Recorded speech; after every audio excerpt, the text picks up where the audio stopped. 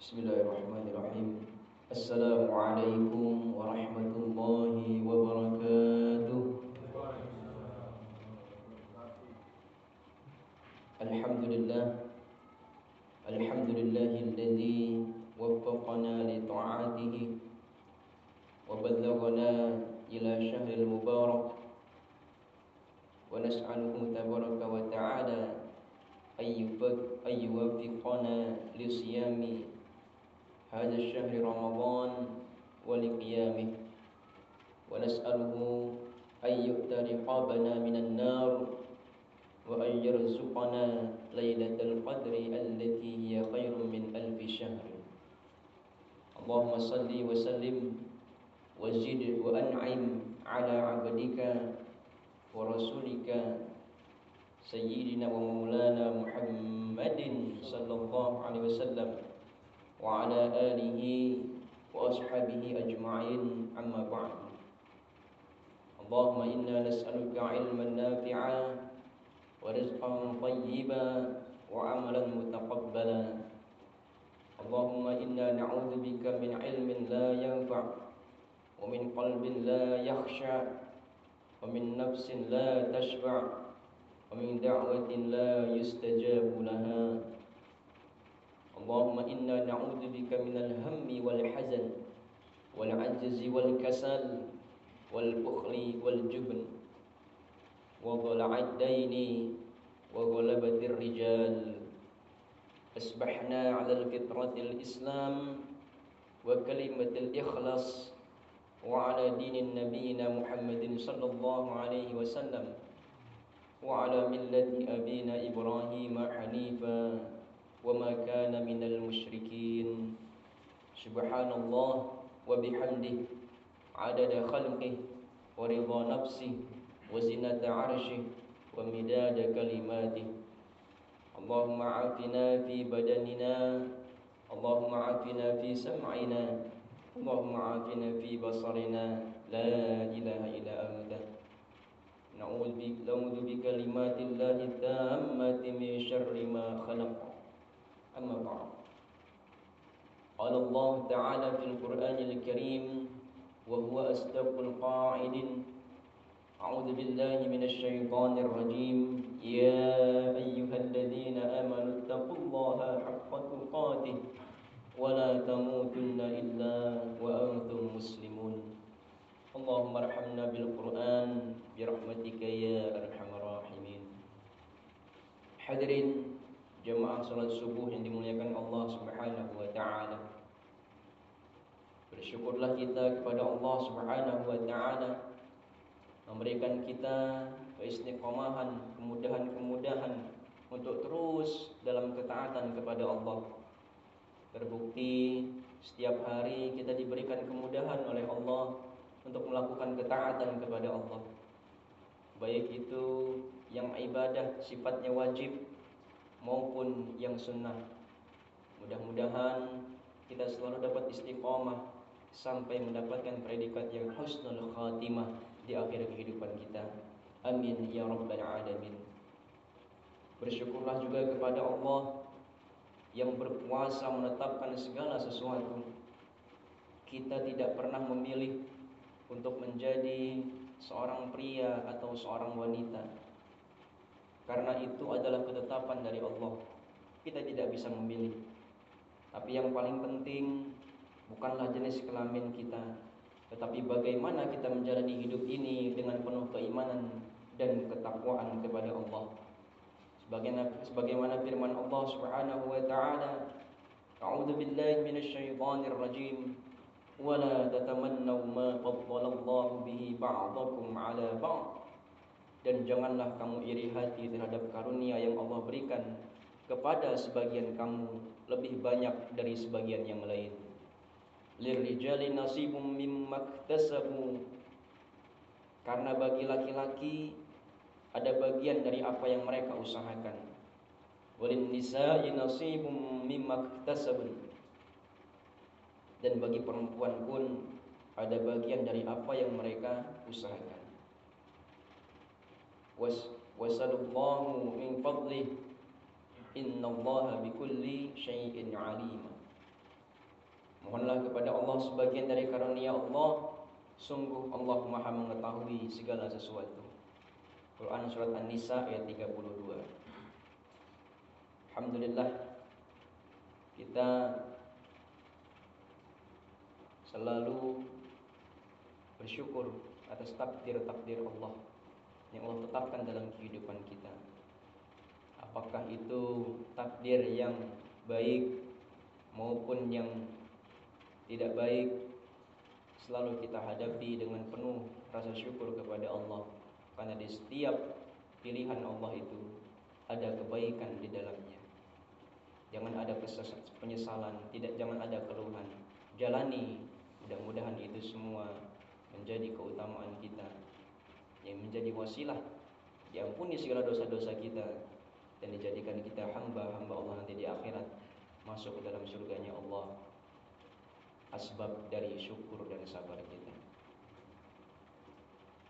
Hadirin rahimakumullah, insyaallah satu pekan lagi, tinggal beberapa hari lagi kita akan masuk bulan yang penuh berkah, bulan yang dinanti-nantikan oleh orang-orang beriman, bulan di mana pintu-pintu surga dibuka, pintu-pintu neraka ditutup rapat-rapat, dan syaitan musuh kita itu dibelenggu.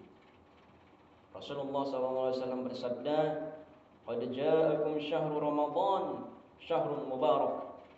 Telah datang kepada kalian bulan Ramadan, bulan yang penuh berkah.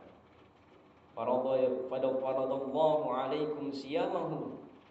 Allah mewajibkan atas kalian berpuasa di dalamnya.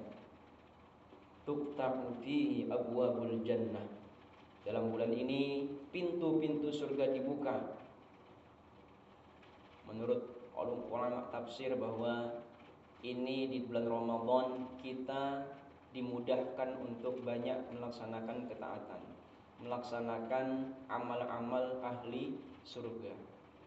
Dari pagi, ya, dari terbitnya fajar sampai terbenamnya matahari, kita kuat untuk melaksanakan ketaatan, yaitu berpuasa. Maka inilah istilah pintu surga dibuka itu. Amalan ahli surga sangat ringan sekali kita laksanakan. Wa tughlaqu fihi abwabul jahim. Dalam riwayat lain, wa tughlaqu fihi abwabun nar, ya. Dan di dalam bulan ini juga pintu-pintu neraka ditutup. Menurut ulama tafsir bahwa ini merupakan sebuah isyarat di dalam bulan Ramadan amal-amal ahli neraka itu sangat sulit untuk kita lakukan. Karena di mana-mana orang taat, di mana-mana orang berpuasa. Paling minimal sekali dia takut batal puasanya. Makanya di dalam bulan Ramadan ini pintu neraka itu ditutup. Kemaksiatan itu sangat sulit kita temukan, sangat sulit kita terjadi di antara kita, karena dalam keadaan sedang berpuasa, yang mana itu adalah ibadah yang hanya hamba dan Allah yang tahu, ya. Kalau sholat kita masih sama-sama lihat, kalau sedekah kita masih sama-sama tahu, tapi kalau puasa kita tidak ada yang tahu. Itu hanya Dia dan Allah yang tahu. Makanya diistilahkan para ulama, ya, kalimat waktu gelabu fihi abwabun nar atau abwabul jahim ini, ditutupnya pintu neraka rapat-rapat itu, amal kemaksiatan itu tidak mudah dilaksanakan di bulan Ramadan, karena di mana-mana banyak amal ketaatan. Wa tughlalu fihi syayatin, ya, syaitan dibelenggu. Adapun ketika di bulan Ramadan masih ada orang yang menerobos atau melanggar aturan-aturan Allah, menurut Qadhi bin Iyad rahimahullah ta'ala, itu mengatakan bahwa masih ada nafsu yang terbawa di bulan Ramadan. Makanya para salaf dulu, para ulama kita, para guru-guru kita itu 6 bulan sebelum Ramadan sudah melatih dirinya untuk masuk bulan Ramadan. Jadi kalau kita kan biasanya tarhib Ramadan itu Sya'ban, Pak, ya. Tarhib Ramadan, ada yang Rajab. Tapi kalau ulama kita terdahulu, salafus salih terdahulu, itu 6 bulan sebelum masuk Ramadan. Kalau bulan Ramadan itu bulan 9, berarti bulan ketiga itu sudah mulai berdoa. Allahumma ballighna Ramadan, ya Allah sampaikan kami Ramadan, sambil mempersiapkan diri untuk masuk bulan Ramadan. Jadi ketika bulan Ramadan mereka sudah terbiasa melakukan amal ketaatan, sudah terbiasa waspada dengan amal atau kemaksiatan. Sehingga bulan Ramadan mereka, syaitan yang mengganggu itu benar-benar dibelenggu. Ya, itu. Tapi kalau kita masih melanggar di bulan Ramadan, nah ini yang perlu dipertanyakan. Kenapa? Karena pada saat itu syaitan itu dibelenggu sebenarnya, kata Rasulullah. Tidak bisa mengganggu kita. Adapun yang mendorong kita melakukan nafsu itu adalah yang mendorong kita untuk melakukan perbuatan yang melanggar itu adalah nafsu kita sendiri. Bahkan ada anekdot itu, syaitan yang sifatnya gaib itu dibelenggu, dipenjara. Tetapi syaitan yang berbentuk manusia, nah ini yang susah dipenjara. Maka hadirin rahimakumullah, kita betul-betul berusaha, bermujahadah, bermohon kepada Allah di bulan Ramadan itu membentengi diri kita, membentengi keluarga kita dari segala hal yang bersifat syaitaniyah, amal-amal kemaksiatan ini. Fihi lailatun khairum min alfi syahrin. Dan di dalam bulan Ramadan itu juga terdapat satu malam yang lebih baik dari 1000 bulan. Yang mana yang sudah kita ketahui yang bernama Lailatul Qadar, yang terdapat di 10 malam terakhir.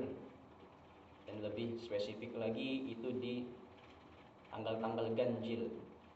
Ya, bukan berarti di tanggal genap kita tidak berserius, tapi sebenarnya sudah dari awal Ramadan itu sudah kita lakukan saja ya, amal-amal ketaatan yang kita seriuskan.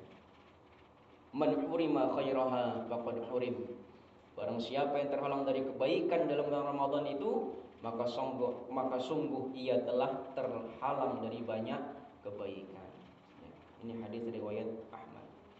Maka melalui hadis ini seharusnya kita bergembira ya, banyak peluang untuk mendapatkan rahmatnya Allah Subhanahu wa taala, banyak peluang kita terhindar dari segala azab neraka.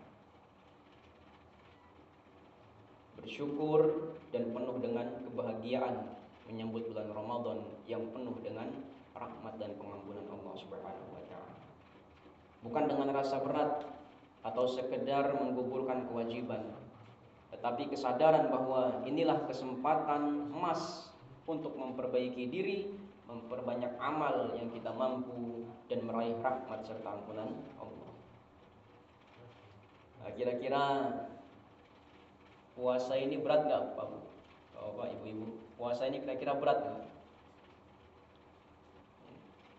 Baca Quran berat atau tidak Pak? Berat ya. Tarawih setiap malam berat gak kira-kira? Kita sudah mulai ukur gitu nih. Salat 5 waktu selama hidup ini berat apa enggak? Nanti ada bangun sahur, kira-kira berat apa enggak ini? Menahan amarah, menjaga lisan, menahan diri dari scroll medsos yang tidak bermanfaat. Kira-kira ini berat apa enggak? Meninggalkan maksiat dan segala macamnya, kira-kira berat enggak ini? Kita mulai sudah pertanyakan dalam diri kita ini. Sudah mulai kita persiapkan. Karena inilah hal-hal yang harus kita lakukan di bulan Ramadan nanti. Jangan sampai bulan Ramadan tahun lalu terulang lagi di tahun ini. Kita harus lebih baik dari tahun yang lalu. Paling minimal ada peningkatan sedikit. Hingga bulan Ramadan ini betul-betul kita mendapatkan keutamaan-keutamaannya. Ya mungkin ada perasaan-perasaan berat, perasaan-perasaan yang namanya sulit untuk melakukan itu semua ya. Tetapi yang kita perlu renungi adalah bangun sahur itu memang berat, tapi lebih berat lagi kalau kita bangun atau bangkit dari kubur nanti tanpa bekal amal ya. Puasa itu berat, Tapi lebih berat lagi kalau kita harus menahan lapar dan dahaga di akhirat nanti karena dosa meninggalkan puasa. Sholat itu berat, tapi lebih berat lagi kalau kita berdiri di hadapan Allah Subhanahu wa taala nanti di akhirat tanpa ada sholat di hadapan. Menahan amarah itu berat, tapi lebih berat lagi kalau kita harus menanggung akibat dari ucapan dan perbuatan kita yang tidak kita pikirkan manfaat dan akibatnya. Jadi hidup ini sebenarnya adalah ujian, tempatnya ujian. Bahkan kita sendiri adalah ujian bagi orang lain. Allah Subhanahu wa taala berfirman dalam Quran surat Al-Furqan ayat 20, A'udzu billahi minasyaitonir rajim, wa ja'alna ba'dakum li ba'din fitnah atasbirun wa kana rabbuka basira. Yang artinya, dan kami menjadikan sebagian kamu cobaan bagi sebagian yang lain. Atasbirun, maukah kamu bersabar? Kita bayangkan, kita semua ini adalah bahan dari ujian. Ujian untuk siapa? Ujian untuk orang lain. Orang lain pun jadi ujian bagi kita. Kita ini saling menjadi ujian. Ada yang diuji sama orang tuanya. Ya Allah, abah saya ini susah benar diajak sholat. Ada yang diuji dengan anaknya. Ya Allah, Dad, saya ini bangunin anak untuk sholat subuh sampai berantem, sampai ribut dulu. Ada yang diuji dengan istrinya. Ada pula yang diuji dengan suaminya. Ada yang diuji dengan teman sekantornya. Ada pula yang diuji dengan atasannya. Alhamdulillah, Dad, atasan saya ini nyuruh saya nanda tangan proyek gak jelas halal apa haram, tapi saya diperintah untuk tanda tangan. Ini menunjukkan kita adalah ujian bagi orang lain, dan orang lain pun jadi ujian untuk kita. Ada pula yang diuji dengan imam masjid misalnya. Ini ujian juga. Imam menjadi ujian bagi makmum, makmum menjadi ujian bagi imam juga ada.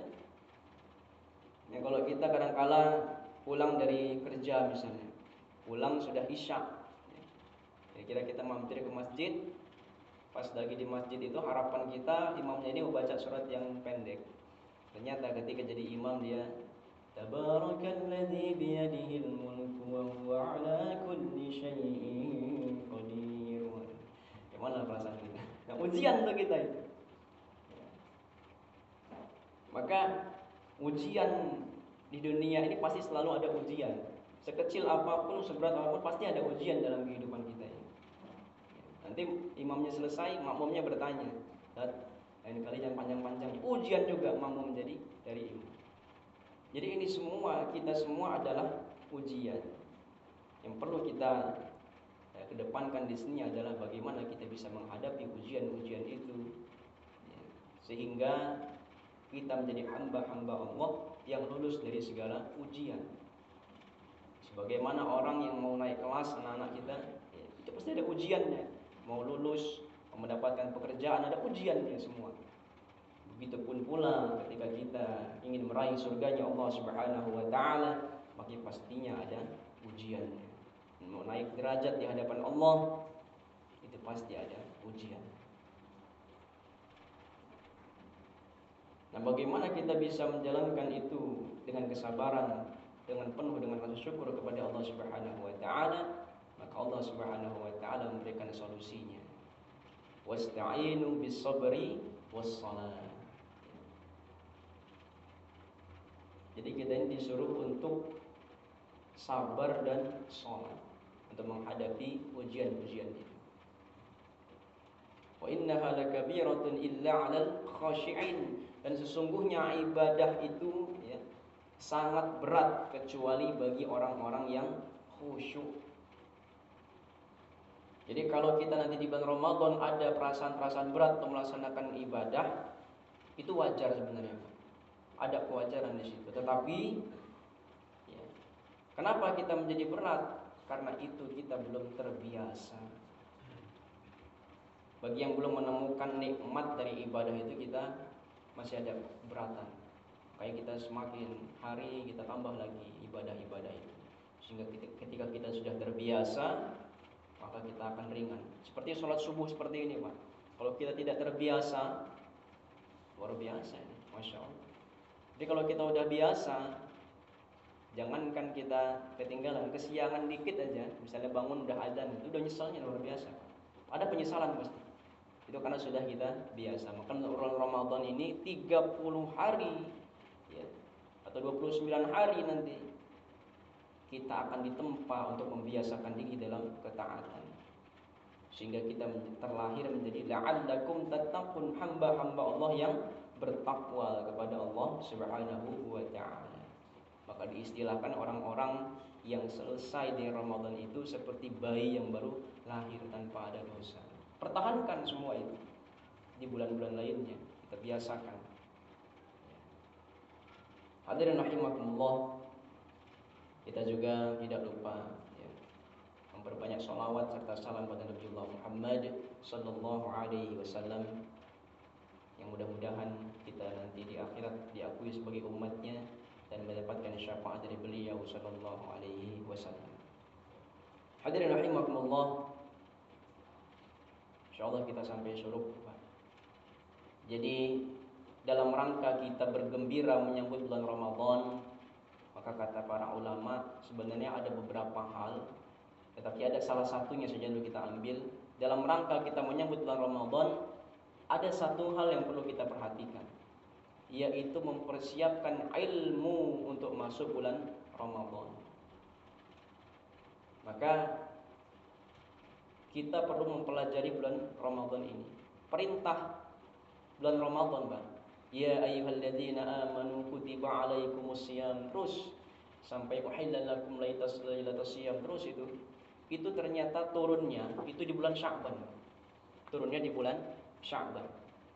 Seakan-akan ada isyarat di dalam ayat ini, kenapa dia turunnya di bulan Sya'ban padahal ini adalah perintah di bulan Ramadan. Agar kita di bulan Sya'ban ini belajar mempelajari apa-apa yang nanti bakal kita lakukan di bulan Ramadan itu. Jadi bukan kita pada saat masuk bulan Ramadan kita baru belajar gitu. Jadi sebelum bulan Ramadan paling minimal di bulan Sya'ban itu ya, kita sudah mulai mempelajari dan mendalami hal-hal yang kaitannya menjadi kegiatan bulan Ramadan. Ya. Yang paling pertama yang perlu kita pahami adalah tentang puasa. Ramadan ini di dalamnya ada puasa. Kita diwajibkan untuk berpuasa, yang tujuannya kita menjadi hamba-hamba Allah yang bertakwa. Maka insya Allah kita akan coba sampaikan sedikit beberapa ilmu terkait tentang bulan Ramadan ini, dalam rangka kita bergembira masuk bulan Ramadan. Imam Al-Bukhari rahimahullah ta'ala membuat kitab Sahih Al-Bukhari itu. Ada bab al-ilmu qabla al-qaul wal-amal. Ilmu terlebih dahulu sebelum kita berkata dan beramal. Ya. Bahkan dalam sebuah pendapat dari Ibnu Qayyim rahimahullah ta'ala dalam kitab Miftah dari Sa'adah, bisa-bisa tidak sah ketika kita melaksanakan ketaatan ya, amal ibadah itu tanpa ilmu, bisa-bisa tidak sah ya. Maka perlu kita dalami ilmu ini, terutama dalam bulan Ramadan ini. Banyak hal-hal yang perlu kita dalami ya, untuk menambah keutamaannya dan menjauhi hal-hal yang membatalkan, minimal menjadi sia-sia puasa kita. Kita bisa jauh dari itu. Yang paling pertama kita pahami adalah tentang puasa. Tadi puasa itu tujuannya menjadikan kita orang yang bertakwa. Bagaimana kita bisa menjadi orang yang bertakwa dengan wasilah kita berpuasa? Kita harus pahami bahwa puasa tidak hanya menahan lapar dan dahaga. Niatkan puasa itu lillahi ta'ala. Makanya ketika di siang hari sampaikan kepada hati kita, saya sedang puasa, saya sedang puasa, saya sedang puasa. Jadi kita sadari kita itu lagi puasa.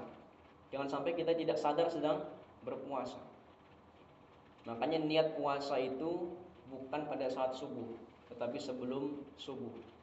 Nah biasanya kita setelah tarawih itu kan kita lafazkan Pak ya, biasanya.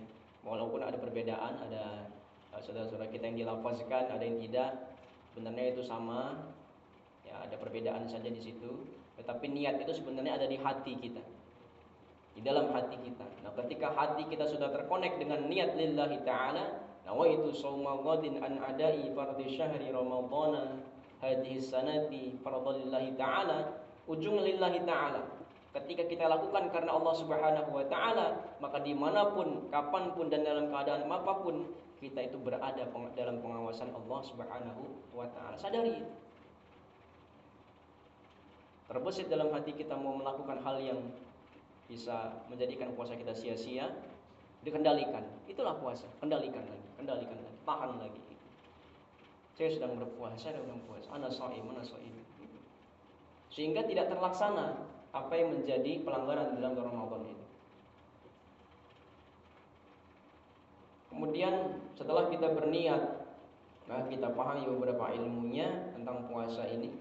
Yang mana puasa itu adalah menahan diri dari berbagai pembatal puasa, mulai dari terbitnya fajar hingga tenggelamnya matahari. Dan puasa ini diwajibkan bagi orang yang telah baligh. Ya. Baligh ini ditandai kalau dia pria, maaf dia mungkin sudah mimpi basah ya. Kalau yang perempuan dia mendapat haid. Maka kalau kita punya anak atau cucu yang sudah seperti ini, maka sudah wajib dia berpuasa. Kalau dia masih kecil, wajib untuk belajar puasa. Jadi mulai kita didik mereka, bukan jadi untuk memaksa, tidak dipaksakan. Kita ajak mereka untuk berpuasa terlebih dahulu. Kita menahan sampai zuhur minimalnya setengah hari. Tapi kalau dia bisa full sampai maghrib dan dia tidak terganggu kondisi kesehatannya karena masih kecil, silakan nggak apa-apa. Tapi kalau kira-kira dia minta makan, minta minum, udah kasih. Jangan dipaksa kalau masih kecil. Dia hanya wajib untuk belajar. Tapi kalau sudah masuk usia baligh, maka dia wajib berpuasa. Kemudian berakal, ya. Tidak hilang ingatan, tidak gila, dalam keadaan sehat dan tidak sedang bersafar. Nah bagaimana kalau dia sedang sakit dan sedang dalam perjalanan atau dalam safar atau musafir, maka dia mendapatkan keringanan untuk tidak berpuasa. Tapi dengan catatan Pak, ini sakit yang betul-betul tidak bisa puasa. Kalau cuma pilek, cuman pilek-pilek dikit, enggak, itu tidak masuk kategori. Ini kategori sakit yang benar-benar dia tidak bisa puasa. Ada orang yang memang dia harus 1 jam kali atau beberapa jam kali harus minum obat, gitu. Harus cuci darah, harus ini, nah ini yang dia ada keringanan tidak berpuasa, ya, sakit yang berat, sakit yang tidak bisa membuat dia puasa. Begitu pula dalam keadaan perjalanan. Nah kalau kita ingin melaksanakan perjalanan, kita harus lihat dulu perjalanan kita ini tujuan untuk apa. Kalau tujuannya untuk ibadah, untuk silaturahim kepada orang tua kita yang mungkin jauh di sana, ya. Nah ini masih masuk ke dalam kategori dia bisa ada keringanan. Tapi kalau hanya sekedar main, sekedar wisata saja, nah ini kalau menurut para ulama sebaiknya kita dari berangkat itu niatkan puasa dulu, kita sahur dulu. Jadi jangan mentang-mentang kita mau dalam perjalanan, mau berangkat puasa, mau berangkat ke tempat yang jauh misalnya, nah kita langsung nggak sahur gitu Pak, nggak sahur terus udahlah hari ini kan saya ada perjalanan, udahlah nggak usah sahur, nggak usah puasa aja. Dan ya jangan seperti itu. Tapi kita sudah berusaha sahur dulu, ya pagi itu kita jangan makan terus. Tapi kalau di tengah perjalanan kita ada perasaan capek atau harus minum, harus ini, maka itu boleh kita berbuka di situ. Jadi bukan dari kita nggak sahur itu, enggak. Jadi dari sahur itu kita sudah niatkan dulu walaupun kita ada perjalanan pada hari itu. Ya, sekuat apa kita berpuasa pada hari itu sebenarnya. Bukan pas hari itu mau ada perjalanan, nggak usah sahur, nggak usah puasa dari pagi, enggak. Jadi tetap kita sahur, ya, tetap kita berpuasa dari pagi. Nah, ketika dalam perjalanan terasa ya lemas atau capek, nah pada saat itulah kita sudah boleh berbuka. Ya. dari paginya kita sudah niatkan puasa dulu. Nah, bagaimana kalau kita tidak bisa berpuasa karena dia sakit atau dalam perjalanan tadi, maka dia fidyatul ta'amu miskin, membayar fidyah. Nah, bagaimana membayar fidyah ini? Nah, kita masuk ke dalam contohnya saja agar lebih mudah memahaminya. 1 hari yang kita tinggalkan itu memberikan makan 1 orang miskin pada hari ini. Ya. Jadi ini lebih afdolnya, Pak. Kalau misalnya kebetulan kita ada 3 hari tidak puasa dalam Ramadan, di luar Ramadan kita bayar fidyah. Membayar fidyahnya adalah memberi makan orang miskin 1 orang. Jadi ada 3 hari kita memberi makan orang miskin. Kalau seharinya itu misal itu kita hitung 25.000, berarti 3 dikali 25.000 kalau mau diuangkan, Pak. Tapi lebih afdolnya kita datang ke orang yang miskin, kita berikan makanan kepadanya dan niatkan dalam hati kita ini untuk membayar fidyah. Begitupun kalau kita punya kakek, punya orang tua yang mungkin tidak mampu dan sebagainya untuk membayar fidyah, ya kita bantu dia untuk bayar fidyah. Atau mungkin pada saat dia sakit itu ya koma misalnya, ya itu nanti ada membayar fidyahnya itu di saat di bulan Ramadan. Kalau misalnya dia ada dia koma misalnya, mendapatkan koma, kemudian dia meninggal dunia, maka kita membayar fidyahkan dia. Itu bagi yang tidak mampu berpuasa. Tapi kalau bagi yang mampu berpuasa di luar bulan Ramadan, dia harus mengganti puasanya sebanyak puasa yang dia tinggalkan. Kita dalam perjalanan tadi, kita membayar pokok ya di luar puasa. 3 hari kita ganti 3 hari. Ya, kita mulai ingat-ingat, Pak, Ramadan tahun lalu ada nggak yang ketinggalan kita? Nah, bulan Sya'ban ini masih beberapa hari lagi. Kalau misalnya ada 2 hari yang lupa kita ini, tinggalnya mulai bulan Ramadan, bulan Sya'ban ini kita selesaikan. Untuk fidyah ini bagi orang yang tidak bisa berpuasa dalam kehidupannya. Ya tadi sudah tua renta, ya tidak bisa berpuasa misalnya, kemudian sakit yang menahun, yang tidak bisa dia berpuasa, maka dia bayar fidyah. Ya, lebih afdolnya langsung berikan makan orang miskin. Kalau mau diuangkan silahkan, boleh. Dikalikan saja yang ditinggalkan berapa. Bagi orang yang tidak lagi bisa berpuasa. Kemudian ada hal-hal yang bisa membatalkan puasa. Sama-sama kita sudah tahu ya, makan, minum dengan sengaja, muntah dengan sengaja, ya. Kemudian keluar mani di siang hari, berhubungan suami istri di siang hari dalam bulan puasa, ya. Nanti ada kafaratnya, ada dendanya itu. Dia di luar bulan Ramadan, dia harus berpuasa selama 60 hari, 2 bulan berturut-turut. Batal sehari nggak boleh, balik lagi ke hari pertama. Itu kalau kafarah. Makanya usahakan bulan Ramadan ini siang-siang itu kita tahan nafsu kita, jangan sampai ya walaupun istri itu sudah halal, tapi di siang hari kita haram melakukan. Tapi kalau sudah terlanjur seperti itu, maka kita harus membayar 2 bulan berturut-turut berpuasa. Waduh, nggak bisa, maka dia harus memberi makan orang miskin sebanyak 60 orang. Makanya kita ini bulan Ramadan itu bukan main-main. Kita harus betul-betul menjaga diri kita. Hal yang dihalalkan saja diharamkan di siang hari bulan Ramadan. Kemudian ada juga yang dia membatalkan puasa karena murtad, keluar dari agama Islam, ya. Kemudian gila, hilang akal, hilang ingatan, amnesia dan seterusnya, sakit, itu jadi berpuasa. Ada juga yang pingsan, Pak. Pingsan dan mabuk. Nah, menurut ulama, kalau pingsan ini dia tidak langsung batal, Pak. Dilihat dulu waktunya. Kalau dia pingsan misal jam 1 siang, kemudian dia sadar di jam 3 siang, masih bisa dia melanjutkan puasa kalau dia masih kuat. Tapi kalau sudah tidak kuat, ya dia harus membatalkan puasanya. Tapi kalau dia masih kuat untuk lanjutkan sampai maghrib, dia tetap boleh berpuasa. Kalau yang pingsan, Pak, ya, tidak langsung otomatis batal dia. Ya, dilihat dulu dia masih kuat atau tidak. Kemudian hadirin rahimakumullah, ada hal-hal juga yang membatalkan puasa, tetapi secara fisik dia sah, secara menahan lapar dan dahaga dia sah, tetapi dia dianggap tidak berpuasa pada hari itu. Maksudnya dia hanya mendapatkan lapar dan dahaga. Kenapa? Karena dia melakukan perbuatan-perbuatan yang membuat puasanya sia-sia. Ya udah tadi, dalam bulan Ramadan dia memang menahan lapar dan dahaga, tetapi matanya tidak terhalang, tidak ditahannya untuk melihat hal-hal yang diharamkan oleh Allah. Lisannya tetap masih menggunjing orang, menggibah, membicarakan orang lain, memfitnah, menyebarkan hoax. Nah ini harus kita hindari betul.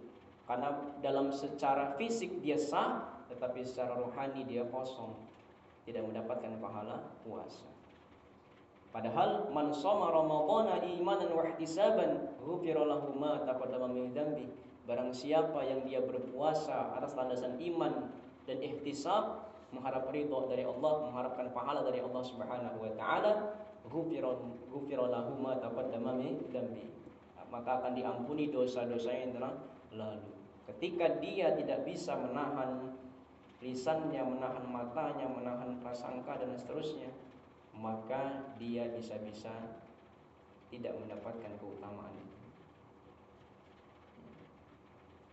Maka betul-betul kita jaga tidak hanya fisik kita, jaga juga hati kita, jaga juga nafsu kita, kendalikan. Kemudian di dalam bulan puasa ini adalah yang disunah-sunahkan. Kemudian makan sahur, Pak ya. Makan sahur ini sunnah, tetapi sunnah yang sangat ditekankan.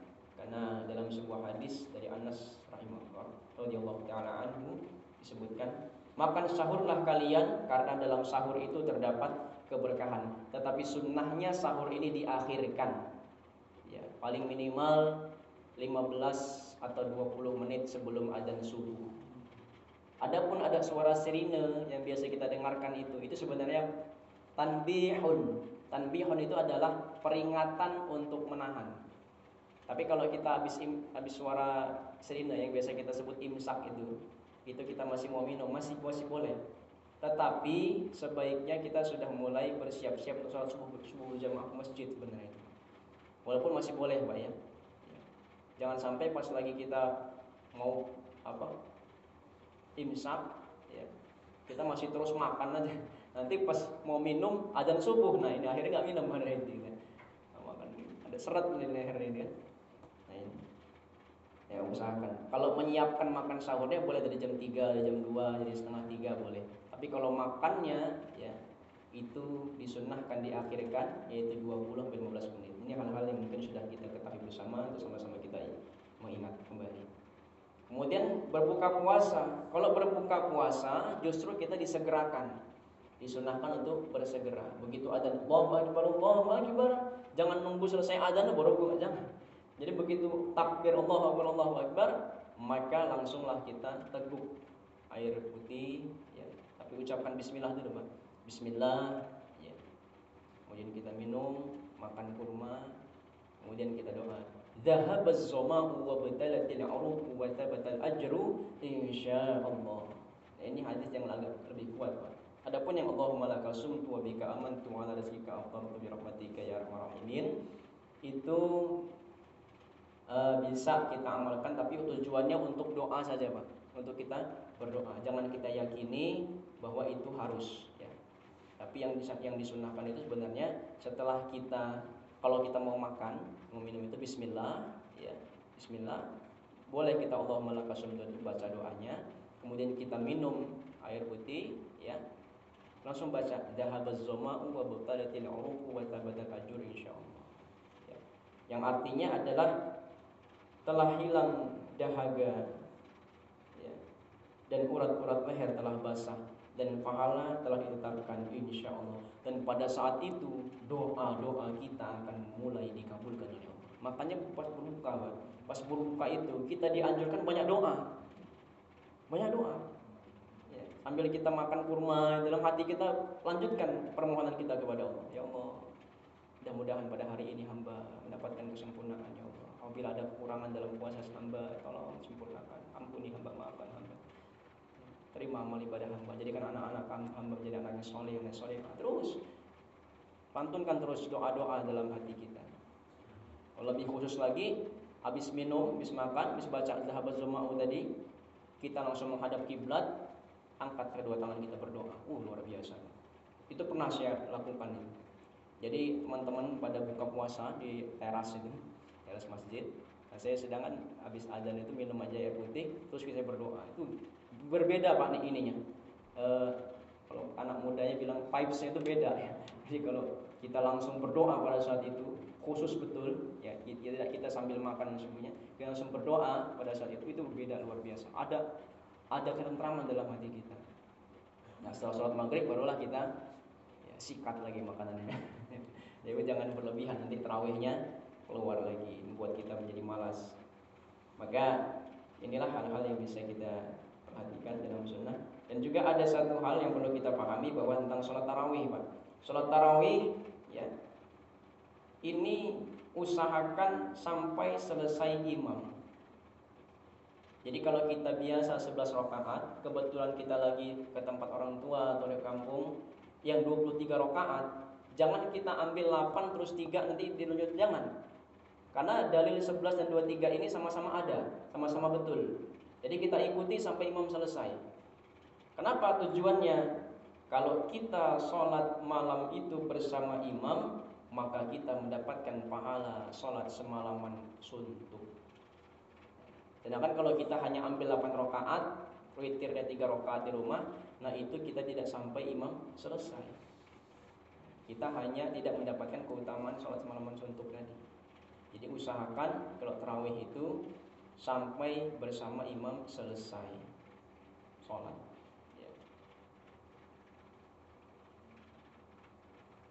Dari sebuah hadis dinyatakan innahu man qama ma'al imam hatta yansarifa kutiba lahu qiyamu lailah. Siapa yang salat bersama imam sampai ia selesai, maka ditulis untuknya pahala qiyam 1 malam penuh. Jadi ini tentang tarawih. Usahakan sampai bersama imam selesai. Kemudian yang terakhir ya, di dalam bulan Ramadan ada sebuah kewajiban yang harus kita lakukan adalah membayar zakat fitrah. Bayar zakat fitrah ini kita paling dianjurkan, paling afdalnya, karena ada 3 madhab yang berdalil dengan ini, yaitu Imam Asy-Syafi'i, Imam Malik, dan Imam Hambali. Itu menganjurkan kita membayar zakat fitrah itu dengan makanan pokok yang berlaku pada sekitar itu, yaitu kalau kita dengan beras, itu yang dianjurkan. Adapun dengan uang itu sudah masuk ke mazhab Hanafi. Kalau mazhab Syafi'i, dia rentang kilogramnya itu 1 sok menurut Imam Syafi'i itu 2,3 sampai 3 kilogram kalau beras. Tapi kalau Imam Hanafi dia 5 kilogram. Satu orangnya 5 kilogram kalau kita mau pakai beras. Jadi kalau kita mau uangkan, kita perkaliannya tidak menggunakan pendapat Imam Asy-Syafi'i. Kita menggunakan perkaliannya Imam Hanafi. Jadi kalau kita biasa memakan nasi menggunakan beras yang 15.000 per kilo, maka 15.000 dikali 5 kilo kalau mungkin diuangkan. Itu. Karena yang membolehkan pakai uang itu mazhab Hanafi. Ini nggak ada perbedaan. Kemarin saya sudah tinjau dari para teman-teman kita yang bermanhaj salaf, bahkan di NU juga, Pak. Salah satunya itu Gus Baha itu, beliau menyampaikan bahwa ketika kita mau membayar zakat fitrah menggunakan uang, maka gunakan pendapatnya Imam Hanafi beratnya itu.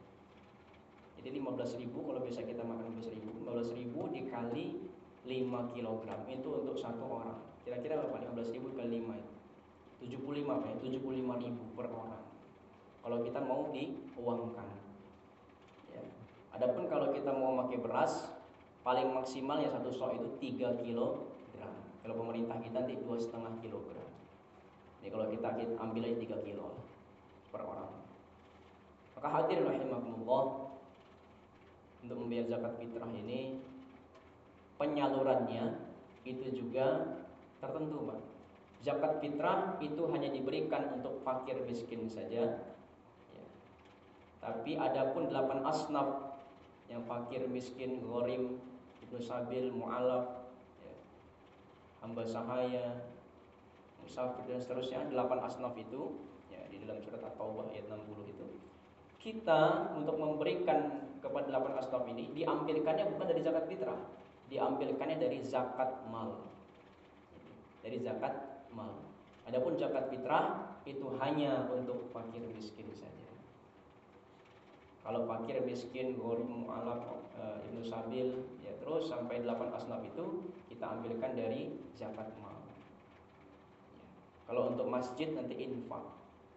Kalau untuk orang, siapapun orangnya, ambilkan dari sedekah. Amil juga diambil dari zakat mal. Dan ternyata lebih dalam lagi, Pak. Itu sekarang di masjid-masjid yang lain bahkan sudah dikoordinator dengan Bakor Tamas. Kalau di Tanjung itu ada Bakor Tamas, Pak, Badan Koordinasi Takmir Masjid.